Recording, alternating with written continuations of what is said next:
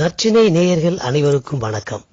இன்றைய வாரம் ஒரு வசந்தத்திற்காக பால் பருகுவது நல்லதா என்ற கட்டுரையுடன் உங்கள் அன்பன் தவப்புதல்வன் சசிகுமார். எல்லா உயிர்களும் அதன் தாயினுடைய பாலை தவிர மற்ற எந்த உயிரினத்தின் பாலையும் அருந்துவது இல்லை. ஆனால் மனிதன் மட்டும்தான் மற்ற உயிரினங்கள் தங்களின் கன்றுகளுக்காக சுரக்கும் பாலையும் விட்டு வைக்காமல் குடிக்கின்றான். குழந்தையின் உடலில் தான் பாலை செரிக்க வைக்கக்கூடிய நொதிகள் இருக்கும். குழந்தைகளுக்கு 7 மாதத்தில் இருந்து 3 வயது வரை கறவை பால் கொடுக்கலாம். 3 வயதுக்கு மேல் அந்நொதிகள் நம் உடலில் இருக்காது. எனவே பால் என்பது குழந்தை பருவத்துக்கு மட்டுமே போதுமானது. பாலில் கிடைக்கக்கூடிய சத்துக்கள் பிற உணவுகளிலும் கிடைக்கும் போது பாலை சத்துக்காக தேர்வு செய்ய தேவையில்லை. ஒரு நாளைக்கு 1000 மில்லிகிராம் கால்சியம் தான் நம் உடலுக்கு தேவை.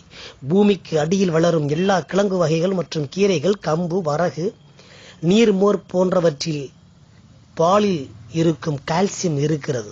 குறிப்பாக 1 கப் மோரில் 260 மில்லிகிராம் கால்சியம் இருக்கிறது. எனவே ஒரு நாளைக்கு 2 கப் மோருடன் காய்கறிகள், கிழங்குகள், கீரைகள் சேர்த்து சாப்பிடும் பொழுது நம் உடலில் கால்சிய தேவை பூர்த்தி செய்யப்படுகிறது. உடல் பருமன், சர்க்கரை நோய், இரத்த அழுத்தம் போன்றவற்றை தவிர்க்க பாலையும் தயிரையும் தவிர்த்து மோராக எடுத்துக் கொள்ளலாம். குறிப்பாக பெற்றோருக்கு சர்க்கரை நோய் பாதிப்பு இருந்தால் அந்த சந்ததியினர் பாலை தவிர்ப்பதே நல்லது. சிறுமிகள் மிக இளம் வயதில் பூப்படைதல், சினைப்பையில் நீர்க்கட்டி பிரச்சனைகளுக்கு உடலின் தேவைக்கும் அதிகமான பால் சாப்பிடுவதே காரணம் என்றும் சொல்லப்படுகிறது.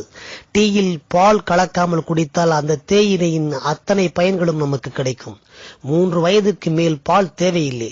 கால்சியம் பற்றாக்குறை ஏற்பட்டு கூடுதலாக கால்சியம் தேவை என மருத்துவர் சொல்லும் போது மட்டும் அவர்கள் பால் அருந்தலாம். அதாவது உணவாக வேண்டாம், மருந்தாக மட்டும் போதும் பால். வட இந்தியாவில் செயற்கை பால் பிரபலம். யூரியா, வெஜிடேரியன் ஆயில், சர்க்கரை, காஸ்டிக் சோடா, சோப்பு அல்லது ஷாம்பு இவற்றை சேர்த்தால் செயற்கை பால் கிடைக்கும். பார்ப்பதற்கு பால் போலவே இருக்கும். எந்த வித்தியாசமும் தெரியாது. இதை கறந்த பாலுடன் கலந்து விடுவார்கள். இந்த பிரச்சனைக்கு முடிவு கட்டும் முயற்சியாக ஹரியானாவின் தேசிய பால் ஆராய்ச்சி நிறுவனம் வீட்டிலேயே பால் பரிசோதனை செய்வதற்கான ஒரு கிட்டை கூடிய விரைவில் அறிமுகப்படுத்தவிருக்கிறார்கள். தமிழகத்தில் செயற்கை பால் புழக்கம் மிகவும் குறைவாக என்றாலும் இல்லாமல் இல்லை என்கிறார்கள் ஆவின் தரக்கட்டுப்பாட்டு துணை பொதுச் செயலாளர்கள். முன்பெல்லாம் பாலில் கலப்படம் என்றால் அது தண்ணீர் கலப்படம் என்ற அளவிலேயே இருந்தது.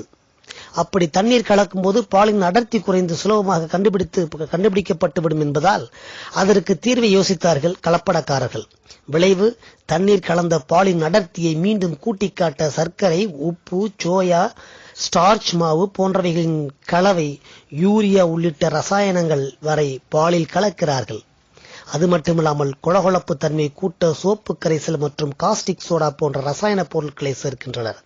பாலை கெடாமல் வைக்க ஹைட்ரஜன் பெராக்சைடு மற்றும் கலப்பட பொருட்களால் அதிகரிக்கும் பாலின் புளிப்பு தன்மையை குறைக்க சலவைக்கு பயன்படுத்தப்படும் வாஷிங் சோடா கலக்கிறார்கள். இந்த கலப்படங்களை எல்லாம் பொதுமக்களால் எளிதில் கண்டுபிடிக்கவே முடியாது. ஆவின் பாலை பொறுத்தவரை கூட்டுறவு சங்கங்கள், குளிரூட்டும் நிலையங்கள், மாவட்ட மற்றும் மாநில பால் தலைமை நிலையங்கள் என 3 கட்டங்களில் பரிசோதனைகள் செய்யப்படுகின்றன. மேலும் 19 வகையான பிசிக்கல், கெமிக்கல், பயாலஜிக்கல் பரிசோதனைகள் செய்து தரக்கட்டுப்பாட்டு நிலையத்தில் சான்றிதழ் கொடுத்த பின் தான் பொதுமக்களுக்கு பால் விநியோகம் செய்யப்படுகிறது. ஆனால் வழிமுறைப்படுத்தப்படாத விற்பனையாளர்களிடமிருந்து நேரடியாக பொதுமக்கள் வாங்கும்போது பாலில் செய்யப்படும் கலப்படத்தை தடுக்க எந்த கண்காணிப்பும் இல்லாமல் போகிறது.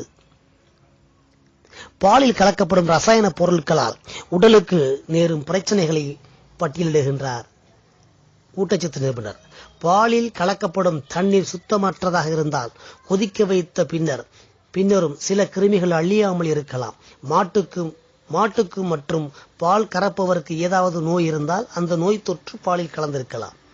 அதிக பால் சுரப்புக்காக மாட்டுக்கு போடப்படும் ஹார்மோன் ஊசிகளின் வீரியம் பால் வழியாக நம்மை வந்து சேரலாம். இதனால் சிறு வயதிலேயே உடல் பருமன் பிரச்சனை ஏற்பட வாய்ப்பு இருக்கிறது. பாலில் கலக்கப்படும் யூரியா அதிகமாக உடலில் சேர்ந்தால் அதை வெளியேற்ற சிறுநீரகம் அதிகம் செயல்பட்டு பாதிப்புக்கு உள்ளாகும். சோயா அதிக அளவில் உடலில் சேரும் பொழுது ஹார்மோன் சமநிலையை பாதிக்கும். வாஷிங் சோடா வயிற்றுக்குள் சென்றால் வயிற்றுக்கோளாறுகள் ஏற்படும் வாய்ப்பு உண்டாகும்.